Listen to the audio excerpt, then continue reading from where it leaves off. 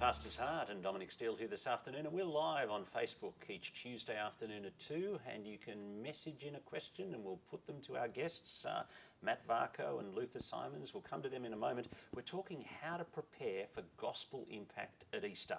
Now, at the Pastor's Heart, we aim to serve Christian leaders as together we strive to fulfil God's mission to seek and save the lost and build up the saints. We're aiming to serve leaders in an increasingly secular environment where actually it's pretty easy to feel isolated and under attack. We started the Pastor's Heart because we wanted to encourage and equip Christian leaders, and if you want to support us in this, we would really appreciate that. In fact, we need that to grow, to build, but even just to make the ministry sustainable. You can go to patreon.com/thepastor'sheart and join as a monthly supporter, and whatever amount you're able to contribute, we would really appreciate that. Now, this week we're talking to Luther Symons, lead pastor of Hope Anglican Church, and Matt Varcoe, Maturity and Mission Director at Grace City Church, about how they're thinking about the whole process of Easter and planning Easter. And we had a meeting in our church this morning thinking about what we're doing. How does Easter fit into the evangelistic pathway? Well, even before that, what is an evangelistic pathway that Easter might fit into, Luther? Yeah, okay. I guess it's at our church, like every church, we want to see people come to Christ. You know, we want to see people, we want to have a heart for the lost. And so I guess we try and not think about particular events as such, but sort of, I guess, creating like a mission calendar, or we talk about it like an ecosystem. Like how are all the parts of church feeding into each other, creating the next step to someone coming to faith in Christ. And I guess Easter is just one small part actually in that much larger ecosystem that sort of comes out of a heart that is, really burdened by the fact that people are lost and need Jesus, Matt? Yeah, I think you want to think about evangelism as a long-term thing. Like, people don't come to faith very often, very quickly. It's a slow process over sometimes many years. And so I think you want to have, like you said, a mission calendar, an ecosystem in place at church where you're thinking about evangelism as a long-term thing, not this one Sunday is going to be evangelistic Sunday and people are going to become Christians today. That might happen, and pray that it does, but generally speaking, you're taking people on a journey over a long period of time. People are a lot further back from the gospel now, and so you want to meet them where they're at and journey with them in their faith towards Christ. So what do you do? Yeah, well, I think that really depends on your context, doesn't it? Yeah, I mean, for us, you keep the main thing. I mean, clearly preaching Christ and Him crucified is at the heart of everything that we do. Finding out the smartest way, the best way to connect people with that message, whether you go and tell or invite them to come and see, that depends on your context, depends on what the rest of you're doing in church life, I guess. So it's sort of, there's not sort of one size fits all approach to using Easter really well. It depends on how have you thought about mission in your context in general, and then work out where Easter fits into that. So I don't know, that's probably not the answer you wanted. Well, but I think that's the way that we think about it, Well, here we are on the 3rd of March as we have this discussion. Okay. Easter is the 10th of April. Yep. What's going to be, you've talked about a pathway and building up to and where Easter fits in a pathway. What's going on in your church at the moment? Okay. And where are people at on stages of the pathway, and what are you hoping to... Yep. What'll be a win, what'll be a loss come the 15th of April? Okay, all right. So say locally where we are, we're in a greenfields area of Sydney. So new housing, lots of people moving in. So at Christmas we do an enormous carols event. Thousands of people come. We don't get to individually talk to them, but that's sort of loud noise about church and about the gospel. We're now thinking, we're a couple of weeks, we're just about to hit March. So we do it. We're 3rd of March. 3rd of March, okay. No, we do this event. And just to be clear, we're live on the 3rd of March. Okay, there we go. Pre-recorded. Thank you. We do an event in the middle of March called Open House, because we think we want to focus people's attention in inviting their friends to church in the middle of March. That's then the next sort of credible, trusted event is then Easter. It's one jump to then say to your friend who comes along and says, that was great. So what's Open House? Open House, we're in an area where lots of people are looking at new houses. And so We call it open house. It's just come to church, no strings attached. You know how you like looking in someone else's house to see what's in there. It's sort of come along to church. You don't have to make any promises to come back. We want you to just come and see what it's like. Now, the members of our church find that an easy invitation. They go, oh, come and check us out for the day. We put up the jumper castle for the kids. We put on a barbecue. We just preach the gospel clearly. And then we say, why don't you come back at Easter? Mm-hmm. And then at Easter on Good Friday, we thought, what's the next step? If someone takes that step, what would be the next step they'd take? And so every member of our church knows that on the second Monday night of the next term, there's going to be a fresh look course or Simply Christianity or Introducing God or whatever course your church does, that then they can invite their friend too. So at every event, there's always the next credible step, and everyone's thinking, if my friend comes to this, I know that I can trust to bring them to that. And so we call it like a season of evangelism. So we're about to go into open house, which leads into Easter, which leads into a fresh look for us.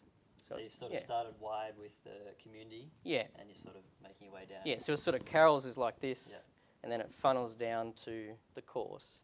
But people aren't coming to the course unless it's part of a stage. An overall stage. Yeah, and not everyone follows that, but we want our members to trust it. Yeah.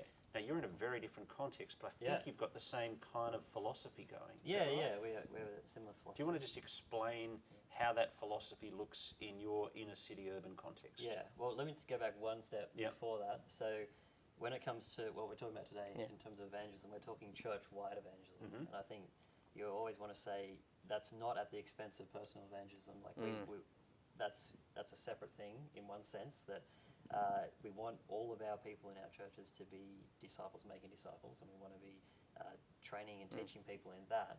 But then at the same time, as a church-wide structure, I think you can support them in that by doing church-wide evangelistic efforts. And so that's what we're talking about when we talk about these pathways and ecosystems. So that's the first thing I'd say.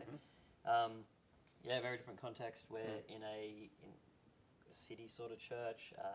Lot less kids than you guys would have. We're about 15%, I think, of our attendance would be kids.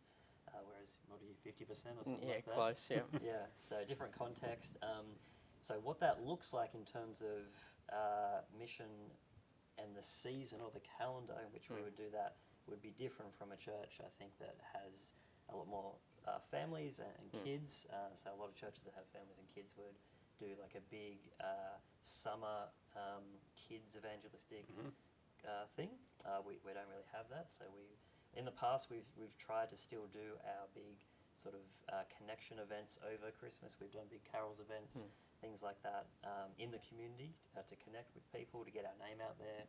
As a new church as well, you need to wave the flag. We exist. That's right. Yeah. At least people know Grace City is the church they don't go to. They know the name that they could go to. They could. That's right. Hopefully they will. So you do things like that, and then lead into sort of January and February, looking at things on site. So people we've connected with at community events, then inviting them to stuff at church. So we do sort of discussion nights on big topics like, is there life after death, and invite people in, and really it's an opportunity for people to speak and to be heard before they're willing to listen as well. So we did stuff like that, and then we'd do on Sunday, we'd have a sermon series that's very evangelistic, apologetic, that kind of thing, and that was sort of leading up to Easter. We did that last year, and we found... you had a big change. Yeah, we changed. What did you think? And firstly, how did you measure that you didn't like what you were doing before? Well, we did like it. We just, when we had some targets of what we were trying to see happen at those different steps.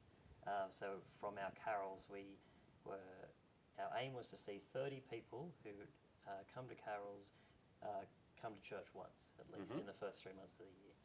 So that was one aim. And then at the events, it was the stuff we were doing at church. We're trying to see our members at church inviting their friends to come, and actually successfully. So this is, if you like, the member invite the friend, different to kind of, if you like, corporate Grace City advertising. That's right. Yeah. So I think you want to do that, and you're going to get people just come in off the street, and that's awesome. But you also want to enable your own people at church to use their contacts and the people God's placed in their lives as they're seeking to share the gospel will partner with us and invite them to these events we're putting on. And so, looking back as we went through that whole season, I think there was some success and there's some fruit that came out of that, and we've seen some people get saved from that, which is awesome. But as we looked at the numbers, so we actually each week we'll count how many non-Christians came to church and who invited them. And last year our aim was to see 100 non-Christians successfully invited to church. And we saw that happen. But if you break down the numbers, it wasn't during our, I guess if you want to call it a mission series, that season. We had more non-Christians coming to church later on in the year when we were preaching through 1 Corinthians than we did in our series. Because not everyone can come exactly when you want them Well, that's exactly right, to come, yeah. right? But why? Yeah. Why do you reckon that happens? Yeah, well, look, you can never be 100% sure, but our best guesses as we've tried to analyse these things and talk with people is often people want to see the things that you're doing before they're going to build confidence in them to invite someone. So I think that's often a thing, and that's why I think if you're just going to have like 1 or 2 Sundays where this is going to be our evangelistic Sunday, that's not going to work, because people might come and go, oh, that was really good, I should have invited someone, but then it's not up till next year. So I think there's a confidence building that happens over time.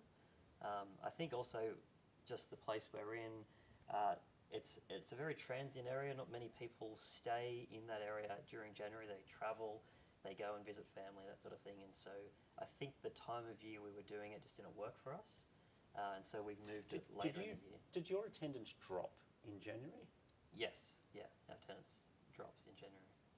We get more new people in January, but our member attendance drops. Right. I mean, I think Yeah, it's the same with us. Well, for us this year, basically, we stayed the same in overall people in the building, but we were way down in membership and way up in visitors. So I mean, same with us. Yep. Yeah. Which is such a shame, isn't it, that at the time where the most new people are coming to church, and we really want to be doing our best foot forward. often the same at Easter. Yeah. People go wait for the long weekend. And I think we learned some lessons on that. So we used to in the holidays have, like for Kids Church, for example, we'd have a holiday team to give our normal. Tell us about this. Yeah, our normal Kids Church leaders a break. Like kids ministry in the outer suburbs of Sydney is enormous, right? And then we realised that actually, no, our best programs need to be run when the most amount of visitors are come. Guests on Good Friday and Easter Sunday, you don't want to be, how do you do the check-in? Yeah, all that sort of stuff. And so now we're thinking about giving our leaders a bit of a break in the middle of the term, so that during Easter, over January, we've got our full teams on, that there's actually more people in Kids Church, not less. Just thinking outsider and thinking because they don't come when it suits my calendar, they come when it suits them, and so we've got to shape church around them rather than shape it around, I guess, what I need at that time of year, which is a bit tricky, isn't it? So I think that happens over years as you need the data, so you need to actually... You sort of learn it. Yeah, figure out and record data and have targets, and so as you see that happen over years, you can start to, well actually, this isn't working. We've got all these new people in January, but we don't have our A team on in January. Yeah, so we're reshaping our programs around what we're noticing from what's happened before. Yeah. And it was because we had that data and we could see, well, all these people are getting invited later on in the year. Why wasn't people So you invited then? still need best foot forward in January because you've got a lot of people checking out whether or not this is going to be my church or not. Yeah. But in terms of, you're saying, I think, I'm just reflective listening, but I think I'm hearing you say, you're saying, where I actually want to put my peak evangelistic bring your friends moment is not January but a different time of the year. Yeah, now that's going to be different for everyone, but for us, January and February we found is we're getting new people move into the area, so often they're Christians or maybe some D-church people who are coming to church and want to check it out, and that's great, we want to welcome them as well.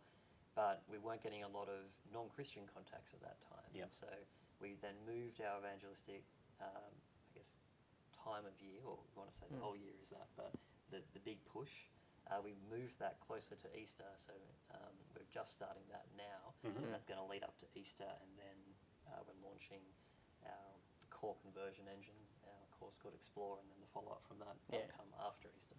Okay, now that's been super helpful and it's going to impact our planning. Yeah. But help me plan the Easter weekend. A bit late now. Well, why do you say it's too late to be planning the Well, Easter it's weekend? maybe now? not too late. Yeah, but I mean, because lots of people, I'm imagining we'll have some people watching who are thinking, yeah, you are telling me it's too late, but this is where I am. I guess if you're thinking, I think for the nominal Christian who's probably open to an invite on Good Friday, like the stats say, 7 million Australians will go to sleep tonight who are open to a conversation about Jesus if only we ask them. How good's that? Like there's 7 million people potentially who would easily accept an invite to Good Friday. Good Friday's the one, I think, because if you're nominally Christian or you think you should be in church, you're definitely off work, and I think Friday's the one. And so if you're going to put all your eggs And we're going to be talking, into that and we're basket, gonna be I'd put talking him into about Friday. We're going to be talking about the cross on Good Friday. Absolutely, the heart of the gospel. And so, do you plan a communion service in Leppington at your church, Luther? No, not necessarily, no. Because I think, like, I want Good Friday. I don't either. Yeah. And I'm not saying it's wrong per se, but there's lots of different ways of going about thinking about doing Good Friday. I tell you, I didn't grow up as a Christian, so I'll tell you a bit of backstory. Where I think it's strange to come along on Good Friday and to come to a service that's totally different to the rest of the year, because you think that's your one crack at someone coming along to church for the first time, and they think what I saw today was what I'm going to get next time I come. So why don't we give them the clearest and most compelling and warmest presentation of the gospel and church service that we can possibly put on Good Friday. Now there might be, and this is what we're doing in our church, the couple of weeks before Easter, we want to take our members like deep into what God has done for us in the cross and explore some of the things that you may not have the chance to do if you're focusing on the outsider on Good Friday. So we do that before Easter, warm the hearts of our people with the gospel, and then say on Good Friday there's going to be a clear, compelling presentation of the gospel, so that we use Friday as the evangelistic opportunity, and we do other things around Easter to point people to the truth of the cross. Because I think there's sometimes people want to be reflective, they want to do other things around Easter, and I want to provide a space for that, but not on Good Friday when that's your big evangelistic opportunity. Probably going to get the most outsiders coming. Yeah, absolutely. So do a service that's most intelligible for them, but on other parts and around Easter, think about how can we grow the maturity of our members in their understanding of Jesus, his death and resurrection, if that makes sense. Yeah. What about Easter? Take us through the meeting of what you The planned meeting. for Good Yeah. Friday morning. Yeah, so I think one of the key things about Good Friday is when someone's car drives towards the building. Like that I want the guy on the car park to smile and to see the person. You have a car park. We do. We're both jealous of that.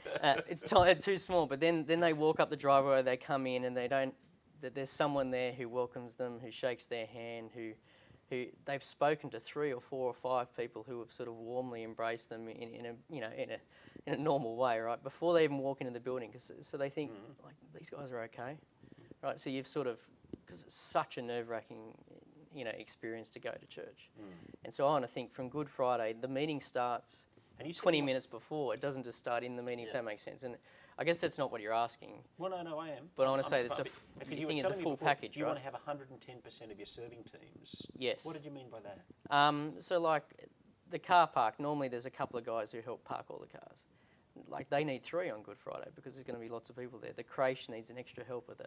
The morning tea needs extra people, because we want to sort of say to everyone, not only will they need that because we expect that there'll be newcomers coming, but that everything is at 110% focused on the outsider, rather than in the holidays the temptation is to sort of step back and to, I guess, put less effort into various things. And I think Easter is a challenge sometimes because it falls often in the middle of the school holidays.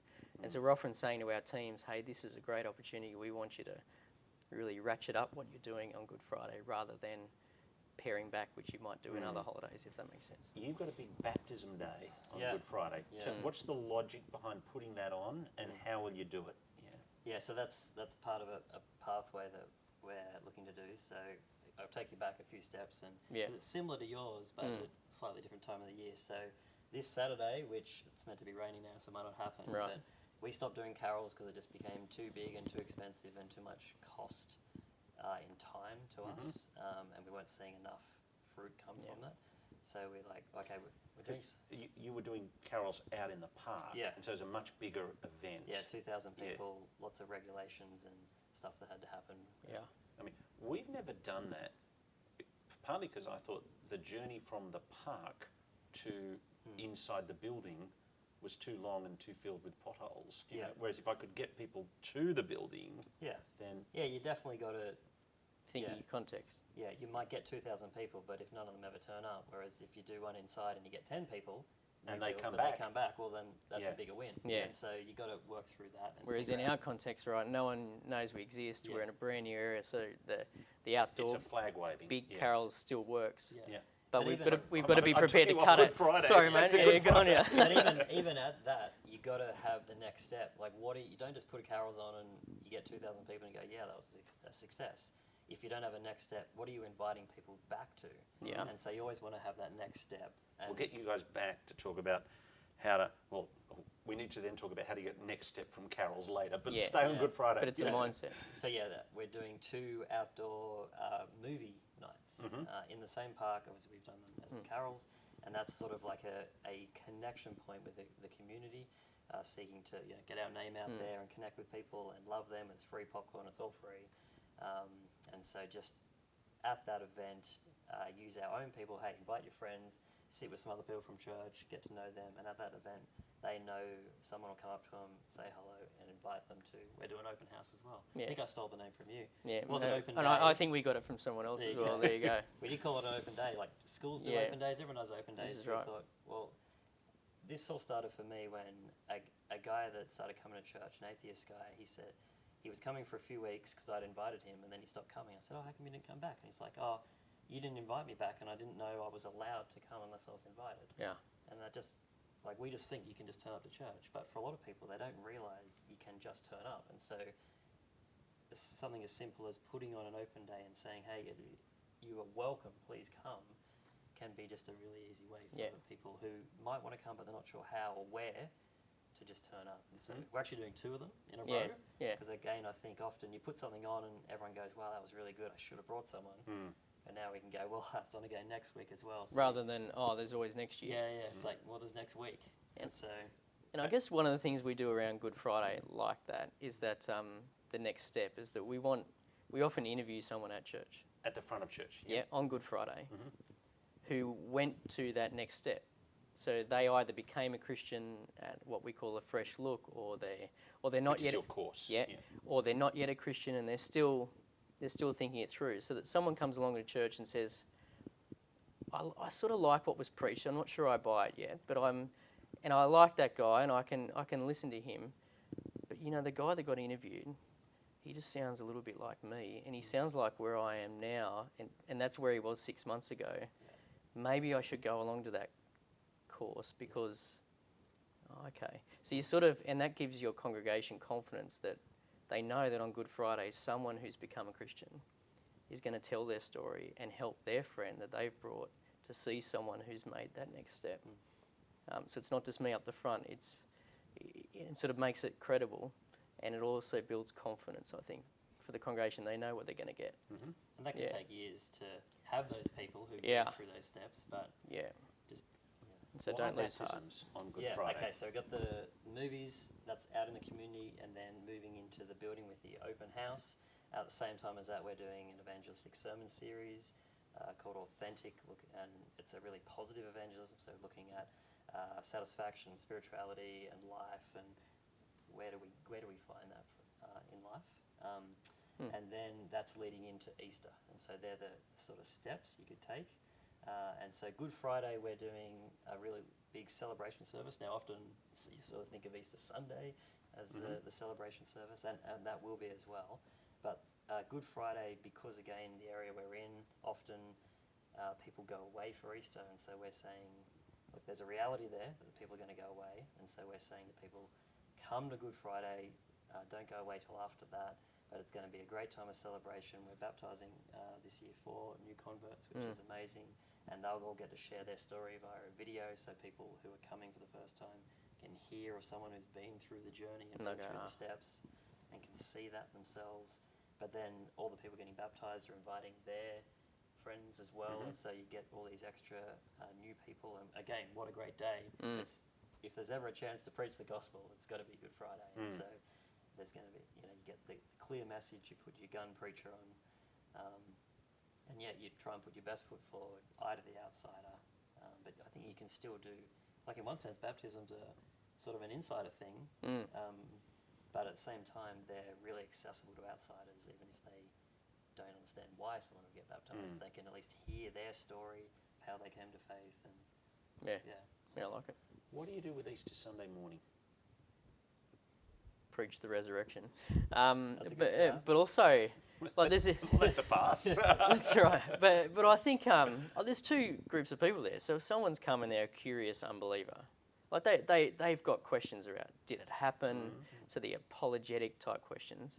Then you've got just the celebration that Christ is Lord and that He will come again. Because I want to say, so Easter Sunday you morning is wanna- bigger than Christmas. Yeah. Yes. So how do you make church on Easter Sunday feel bigger than Christmas? Well, I guess it's like that every team thinks that way. So your music team, your welcoming team, your preacher, your person who's coordinating the services, the kids' church are thinking, we're going to put on something that celebrates the resurrection of the Lord Jesus and the excitement that we have at the expectation that He's coming again, and His call to repentance and faith. That I guess the mission heat that makes Easter Sunday great is not that meeting, it's what you're doing the rest of the year. If you're consistently and passionately preaching the gospel, people can't wait for Easter, Friday and Easter Sunday. Does that make sense? So it's not like the particular event, it's more the culture. Culture eats strategy for breakfast, right? Like we can have the best strategies around Easter that we want, but a heart that beats for the gospel will feed into a great Easter Sunday, if that makes sense. So I guess we don't think of church in events like that. We sort of think about the whole ecosystem of the way that we're thinking about mission in general. Yeah. Now here's a tricky one that I don't think either of you guys are confronted with, because you don't have evening services. No, we've deliberately chosen at this stage not to, But a church like ours that has a Sunday night service and a young adult congregation who are part of the evening stream, what do we do with Friday night and Sunday night on that weekend? And because often it's the young adults who are more mobile and go away for the weekend. Whereas have you had experience in other church contexts where you've thought about this? Yeah. So on Good Friday, I'm not sure I'd do something at night. I think it's just a great opportunity. I'm a little bit biased here. We have our young adults in the morning, in our morning congregations, deliberately so, because we just think it's great. There's limitations to it, I know. But on Good Friday, I'd use it as an opportunity to bring all the young adults with everyone else. I just think it's a great opportunity to all be together celebrating the cross. Yeah, those big days are an opportunity to mix up when you do things. I think they give you an opportunity to you can break say the we're pattern. not doing the 5 p.m. or 7 p.m. service. We're going to all meet together in the morning, celebrate. Again, that depends on the size of your building. And so we're trying to figure that out at the moment where on Good Friday, we're going to do one service. Easter Sunday, we'll keep our 2 regular services. But that's we're what like, we might not have enough room for one service. And so we think this is probably the last year we could do that and still all fit in one space. But even then, we're not sure. We're like tossing and turning about, do we need to do 2 to have enough space? Yeah. So you don't want to have 2 services that are really dead. It's a celebration time. Well, I have noticed that Hillsong don't do Easter Sunday night. Right. Which surprised me enormously, and I'd say historically, if I go back 5 years here, I'd say our pattern has been Easter Sunday mornings felt fantastic and Easter Sunday nights felt pretty lame, And I think in other contexts I was in, Easter Sunday night was always smaller. I just think you had to recognise that it was going to be like that and shape your meaning accordingly. And therefore we just put big effort into Good Friday. Yeah, and just recognise that that's going to be the case. Or do something totally different on each Sunday night. But that said, I think if you do have the visitor, whenever they come, they think, next time I come back, that's what I'm going to see. So putting on something that's totally different is risky because they're expecting church, and then whatever they come to is what they think they'll come to next. So I mean, my tactic would be to do what you normally do with the people that are there. Okay. Yeah. I mean, we've tried everything. We tried. We tried the Mark drama. That worked really well as a that could work. Sunday night thing. But I want to come back to. But you're intentional, so that's the key, we're right? Intentional. Yeah. And it's okay. I think it's okay to try some things and then actually reflect on it and go, did this work? Did it not work?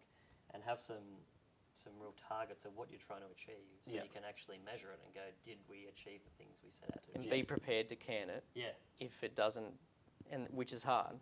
You know, we're often not good at stopping things in churches.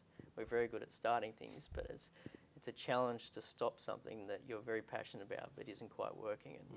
And Easter can be around, the things we do at Easter can come into that. We're just about out of time. So what are your don'ts? What are your, we must not do this? People get this wrong. Can I say, just don't lose heart. Like last Easter might have been, like you put so much effort in and just not many visitors came, and it was a little bit discouraging, and you just think, oh, like I would just say, whatever you do, you know, to trust the Lord, have that optimism that comes in the gospel, be intentional, and just don't lose heart. Because I think that's the greatest risk of anything that we're doing around mission. Yeah. I'd say we're a 5-year-old church plant nearly. I'd say you want to, if you're hearing this, you want to start small. You want to go, okay, how do we build something over a number of years? And so maybe this year all it is you put on a Good Friday and Easter Sunday service, and then the next week you have the course and some follow-up from that. And you hope and pray that people get invited and people turn up and you can get them into the course.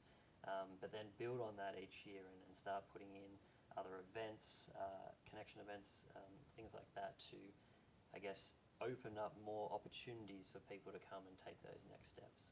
But yeah, build that over a number of years. Gentlemen, thanks very much for coming and talking to us. No, that's great. My guests on the Pastor's Heart, Luther Symons, Senior Pastor of Hope Church at Leppington in Sydney, and Matt Varcoe, the Maturity and Mission Director for Grace City Church.